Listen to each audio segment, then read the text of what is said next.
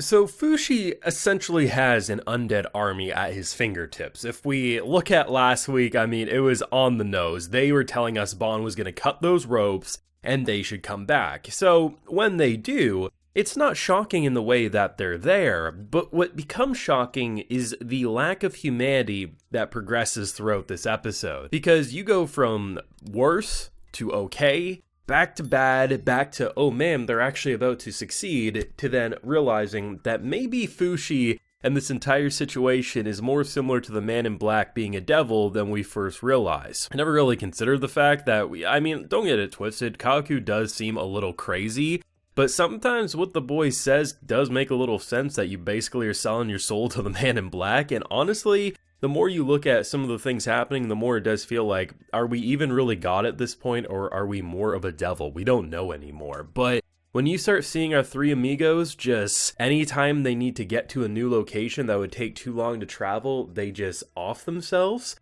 It got dark. It went really, really dark. And honestly, to see how we go from Fushi having this experience of happiness he hasn't felt in years, to then seeing him look like he's a moment away from feeling nothing, being so broken at what he's seeing. The emotional weight he has to hold and knowing he holds life in the way he does now, man, I need to see next week's episode. I do have a full live reaction though to today's episode available on my Patreon, so if you want to see my full uncut thoughts on today's episode, head on over there and consider supporting. Because I mean, this show it blows my mind. I think I have a good prediction of where it's going and then it proves me wrong. We end this week, once again, with a typical cliffhanger, because To Your Eternity wouldn't be To Your Eternity without some dramatic cliffhanger. I was under the impression, because we see like knocker birds, like they have like the weird kind of almost tentacles coming out of the birds. I thought like the princess was going to die, I thought a few different people were going to die, and then Fushi would have to contemplate who can he bring back, is he really going to start propelling that thought? And instead he sees March's handprint, and I did watch the preview. This show has broken me. I usually never watch previews, but this show, I always need to get a taste of where they're going, and the preview, it looks to me as if he takes March's body, and it looks like he's going to attempt to revive her. They're talking about how, like, he doesn't understand the concepts of immortality, the revival, and everything like that. We know March is currently alive. So, if he can replicate the body, which would just be the dead body, of course, and she doesn't come back, he's probably going to be very confused and just assume that, well, these three people just can do it because of they are, well, the immortal people. Because if we rewind, when Bond introduced Fushi, he basically went on a journey, right? He's like, I'm going to find immortal people for you. Bond, knowing he can bring back the dead, of course, basically these people, yes, whether they're being used as tools to be killed and brought back, they want to do it. They want to come back. They want to be of use. So there's an easy way for Fushi to buy into the fact that these three just have a talent, that this world is complex, it's diverse. We don't know what can and can't happen, and for whatever reason, these three people, maybe there's certain people on Earth who, if he brings the body back and severs the ropes, they can come back. And if that's how he believes it and buys into it, then yes, probably every time someone dies around him, he'll attempt to bring them back. If they don't come back, he'll assume he can't do it. It's entirely possible they won't go the route of completely revealing the truth, but it definitely seems like they're going the route of Fushi's going to be exploring the possibility of who can and can't come back. And either way, it's going to be interesting.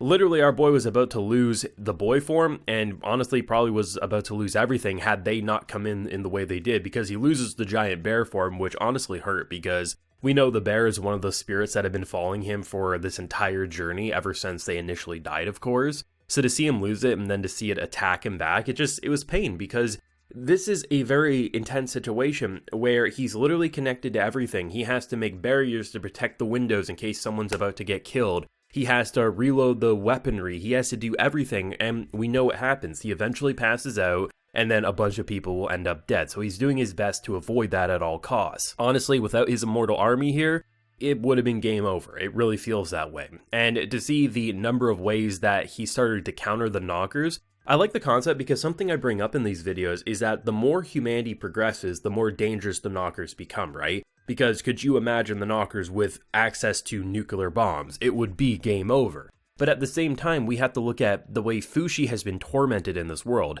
He was burned alive at such a degree that he now can make that same prison for the knockers. So most of the time when they launch the giant cannonballs, which are filled with knockers, he can then just recapture them and burn them, and it's a completely safe prison. It's really cool to see how both sides have kind of evolved as technology and torture have also evolved in this world and how they're using it at full capacity against each other. Our three amigos over here, we got crossbow, we got a very powerful water gun, and we essentially have a blunderbuss. Things were looking rather good, so of course in To Your Eternity fashion, they had to pull the rug from underneath us, make us fall on our butt and say, oh yeah, this show ain't gonna be all pleasant and sunshine for the remaining month of the run of season 2, of course. But I do like what they're doing with the humanity aspect. That moment when because at first, it just felt right. If they end up dying on the battlefield, he places them back where it would be safest and they continue to fight. Of course, people are a little weirded out, like, oh, how did you do that? But when they're saving your butt, of course, they're rather happy more than fearful. But when you see them after they take down that giant, like, trebuchet or whatever it was they were attacking there, and the first one just kills themselves, and then the next one's like, no, me, and he's just so happy about it. Like, I looked at that and I said, oh, there it is. The shoe is dropped, the pain is here, the moral dilemma has arrived, and to see Fushi just not know what to do because he recognizes, yes, they can't teleport like him, but the fact that they're so okay with that 1 second of pain ending your life because they just believe they come back. What if it doesn't work that way? What would the spirit feel after that? There's just so much, there's a moral question there. And all this time, Fushi has essentially been playing God. Even if he doesn't call himself God, he plays God in a lot of ways. A big thing about this arc is that he's felt more like a God among men than a human, and it started feeling recently he's coming back to feeling more normal and less like the Man in Black. But with what we're seeing here, I do fear for what can happen, and maybe March is the only one to pull him back to the light. I don't know. Maybe he needs to see someone like March die before his eyes and say, don't bring me back. I don't know what we need to do to heal Fushi right now, but it's not looking good. As I mentioned earlier, Kaku's stuff is interesting. I mean, on one hand, some of the things that are said about how there was a knocker in your arm, well, of course, you had to cut it off. But at the same time, we know Kaku will do anything to be close to Fushi, even if it means letting other people die. But I think there is some truth behind that crazy glare about just the fact that you are putting your faith in almost a demon, which is the Man in Black in a way. Because, I mean, he is not even close to being human, and exactly what Fushi would become given enough time and no humans to interact with in the way he currently is. So it's a pretty heavy, crazy, action-packed episode, but another 10 out of 10 To Your Eternity banger, which is honestly what I expected. Either way, this is one of my favorite shows to follow every time it airs in any particular season, and this latest stretch of episodes have been absolutely next level. Excited to see where the last chunk is going to head, but of course, I'll pass the torch over to you. What did you think of this week's To Your Eternity episodes? Any thoughts and predictions on where it might go next week? Do let me know down below. Leave a like if you enjoyed, subscribe if you're new around here, ring that bell so you can get notified when I upload on the channel, and of course, as I mentioned, we got that full live reaction available over on my Patreon. And while you're there, you can also get yourself a video shoutout like a few are about to get here. So we got Mr. Chillington, Eric Barton, and Mojkel. So I appreciate the support, everyone. Please take care and have a good one.